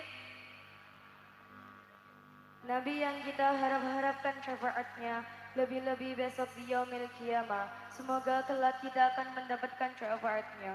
Allahumma amin amin ya rabbal. Hadirin rahimakumullah. Dalam kesempatan yang baik ini, izinkan saya akan menyampaikan tausiah yang berjudul Birrul Walidain. Hadirin rahimakumullah. Yang dimaksud birrul walidain di sini adalah berbakti kepada kedua orang.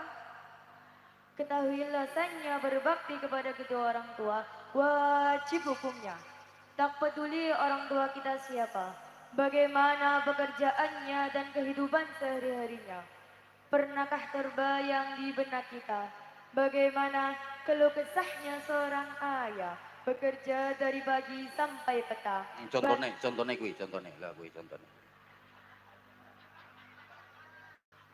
Terus. Bekerja dari pagi sampai petang, Nah, banting tulang dengan tetesan keringatnya Masya demi Allah. menghidupi kita. Oh ya. Dan pernahkah terbayang di benak kita bagaimana ibu mengandung selama 9 bulan Aku dan ora tahu, melahirkannya sampai dengan yang mengorbankan nyawanya. Masya Allah. Tak sampai di situ, Hmm, ibu juga menyusuinya selama 2 tahun. betul bapak-bapak gak tahu. Orang metu walaupun di diesel orang metu. Lanjut tuh. Allah berfirman dalam Al-Quran, Rungokne. surat Al-Isra ayat Ya Allah. 23 yang berbunyi. A'udzu billahi minasy syaithanir rajim. Bismillahirrahmanirrahim. Wa qada rabbuka alla ta'budu illa iyyah ta'budu illa iyyahu wa bil walidaini ihsana imma yablughanna indakal kibaru ahaduhuma aw kilahuma fala taqul lahuma uffin ولا تنهرهما وقل لهما قولا كريما. Ya, sekarang Anissa. Sadaqallahul Nah, azim. diulang lagi baca ayat Qur'annya. Ya coba. Nanti lain kali kalau mau baca ayat Qur'an harus dihafalkan dulu dengan benar. Ya coba diulang. Wa qadha rabbuka. Wa qada rabbuka alla ta'budu illa iyyahu wa bil walidaini ihsana imma yablughanna Nah, itu enggak ada kanya. Imma yablughanna indakal. imma yablughanna indakal kibaru ahaduhuma aw kilahuma fala taqul lahuma uffin wa la tanharhuma qawlan Oh, wa qul karima. lahuma Wa falatan. qul lahuma qawlan karima. Nah, gitu. Jadi kalau mau baca ayat Quran atau hadis dihafalkan dulu sayang ya. Nah, lain kali gitu. Ayo langsung lanjut dikit lagi. Yang artinya Nah, dan dan Allah telah memerintahkan supaya kamu jangan menyembah selain Dia dan hendaklah kamu berbuat baik pada ibu bapakmu dengan sebaik-baiknya. Jika salah seorang di antara keduanya atau kedua-duanya sampai berumur lanjut di pemeliharaanmu, maka sekali-kali janganlah kamu mengatakan kepada mereka perkataan ah, dan janganlah kamu membentak mereka dan ucapkanlah kepada mereka perkataan mulia. Hadirin rahimakumullah, betapa agungnya, betapa mulianya seorang ibu sampai-sampai Allah menurunkan surga di bawah telapak kakinya. betul, enggak di bawah telapak kakinya bapak, kapal tok. Ibu, betul, ibu, masya Allah, bener sayang. Lanjut. Sungguh sangat celaka yang mendapati kedua orang tuanya yang masih hidup, tapi tetap berbakti kepada mereka, sehingga tidak bisa menghantarkan dirinya ke dalam surga. Na'udzubillah min. Ingatlah bahwa keridhaan Allah ada pada orang tua, kemurkaan Allah ada pada murka orang tua. Hadis riwayat Tirmidzi. Dah ditutup sayang, ditutup. Sekarang penutupan, langsung penutup. Demikian yang dapat kami sampaikan. Mohon maaf atas segala ucapan dan kata-kata dari saya. Wallahul muwaffiq ila aqwamit thoriq. Wassalamualaikum warahmatullahi wabarakatuh. Waalaikumsalam warahmatullahi wabarakatuh. Belajar terus Anissa ya. Nanti mondok ya sayang ya. Pengen mondok kan? Pengen. Iya, kalau jadi penceramah harus ngaji dulu. Bisa ngaji dulu baru ceramah. Jangan ceramah dulu baru belajar ngaji. Kacau nanti. Kacau. Terus kadung ceramah kemana-mana baru belajar ngaji. Akhirnya yang disampaikan salah. Baca ayat Qur'annya salah. Baca hadisnya salah. Kacau nanti. Bingung ke wong akeh. Ngaji dulu baru ceramah. Tuh sayang ya. Tapi nggak apa-apa, belajar kayak gini, latihan, biar kuat mentalnya. Kamu kok diem? Ya, tak kasih sarung. Mana sarungnya? Mana? Oh ya ini, ini sarungnya cap apa, Anissa? Cap mangga dong, mangga udah mendunia. Nah ini yang dikasih sarung sama apa? Mesti ada kata-katanya. Kata-kata untuk sarung mangga bersama Anissa. Sarung cap mangga enak dipakai. Enak memang, nggak usah bayar. Enak dipakai. Sarung cap mangga enak dipakai. Dah. Nih. Dah, tak kasih air. Dua. Wes. Dua ditambah sarung itu jadi 3. Pikirane. Dah, belajar sayang ya. Belajar. Pinter. Nih sama-sama yang pinter nak. Kamu berdiri nak. Berdiri. Kamu minta sarung apa ndak? Gak usah lah. Minta sarung. Mau dipakai apa sarungnya? Bener. Dipakai sendiri apa dikasihkan bapak? Pakai sendiri. Sarungnya gede loh. Buat bapak. Ya nggak muat kalau dibuat bapak kecil. Ya udah, nih tak kasih sarungnya cap apa? Mangga. Kayak Mbak Anissa tadi loh, pakai mic-nya deket langsung bunyi mangga. Ayo. Kata-kata harus bisa, kalau nggak bisa nggak jadi. Hadap sana, ayo. Sarung mangga, ayo. Sarung mangga dipakai enak. Sama kayak Mbak Anissa, yang lain nggak boleh sama. Ayo ganti. Ayo, yang lain diem. Ayo, sarung mangga, ayo. Sarung mangga dipakai hangat. Tadi enak, sekarang ganti hangat. Apalagi campur jahe. Mbak, sarung mangga dipakai hangat. Yes, pokoknya kalau pakai sarung mangga hangat. Sarung mangga, sarungnya apa Anza? Sarungnya keluarga Indonesia.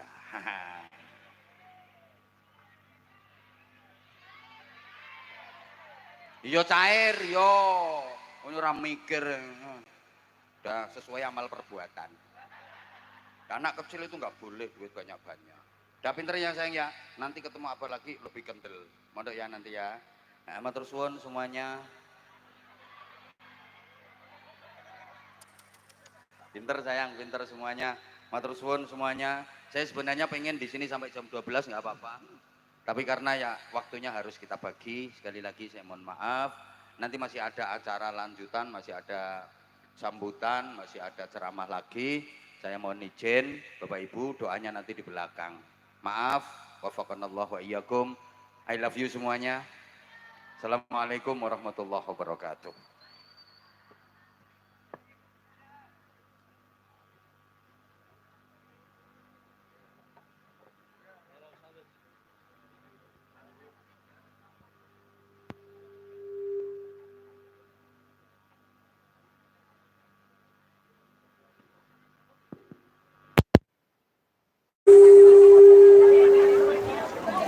Terima kasih kami sampaikan kepada beliau Romo Kiai Haji Anwar Zahid.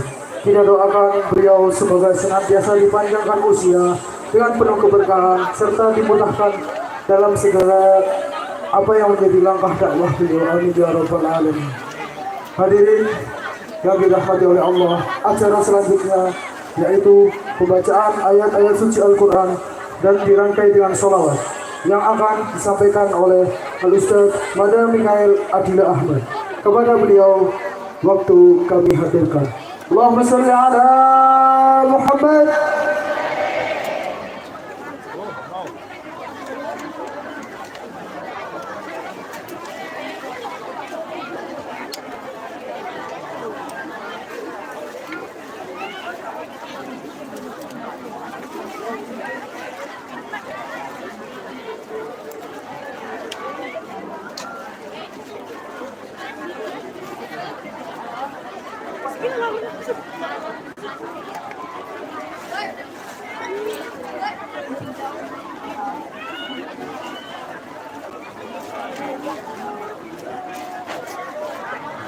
Mohon maaf ada ralat acara. Untuk yang selanjutnya yaitu sambutan. Sambutan pertama mewakili panitia dan ulama setempat yang kali ini akan disampaikan oleh Al-Ustadz Imam Muslim SE. Kepada beliau waktu dan tempat dipersilahkan. Allahumma shalli ala Muhammad.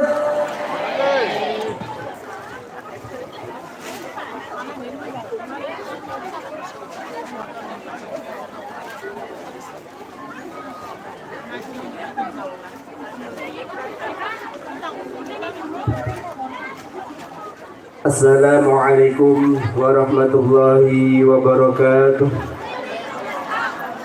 Alhamdulillahilladzi arsala rasulahu bil huda wa dinil haqq lidhirahu 'ala ad-din kullih wa kafa billahi shahida. Wassalatu wassalamu da'iman mutalaziman 'ala habibina wa syafi'ina wa qurrati a'yunina sayyidina maulana Muhammadin sallallahu alaihi wasallam wa ala alihi wa ashabihi wa ummatihi ajma'ina amma ba'du.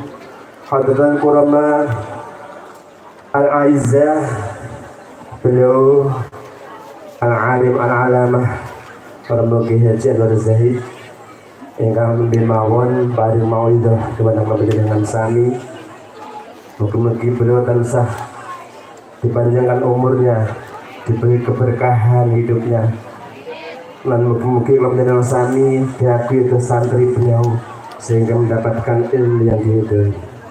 Kepada beliau Al-Habib Sultan Badar ingkang tansah kita tunggu mauidhah keduanipun, ingkang tansah kami muliakan bersama grup hadrah Majelis Maulidur Rasul saking beliau Habib Sultan Badar Asgaf ingkang tansah kita tunggu mungkin harapanipun beliau. Mugi-mugi beliau diberi kesehatan keselamatan sampai tempat ini sehingga beliau dapat memberikan mauidhah kepada panjenengan sami. Dumateng Bapak Dan Ramil, Bapak Kapolsek ingkang tansah kawula muliaken, aparat pemerintah sedayanipun, khususipun aparat pemerintah desa keseluruhanipun, Bapak Kepala Desa Bapak Ahmad Zaini, yang kami hormati jajaran kepengurusan Nahdlatul Ulama Rangkaian Kesebab Sultan wa Tanfil yang kami hormati jajaran kepengurusan Masjid Baitul Izzah yang kami hormati, hadirin wal hadirat rahimakumullah, habil khusus dumateng segenap panitia ingkang sampun mengadakan acara ini yang kami banggakan. Hadirin hadirat yang dimuliakan Allah, alhamdulillahirabbil alamin. Bil iktifa wal ikhtisar kula ngalap cekap mawon mewakili saking segenap panitia kawula ngaturaken ageng terima kasih kepada panjenengan sami ingkang sampun menyumbangkan baik tenaga, pikiran, harta bendanya demi terlaksananya kegiatan pada malam hari ini, yakni dalam rangka halal bihalal yang diadakan oleh keluarga besar Masjid Baitul Izzah.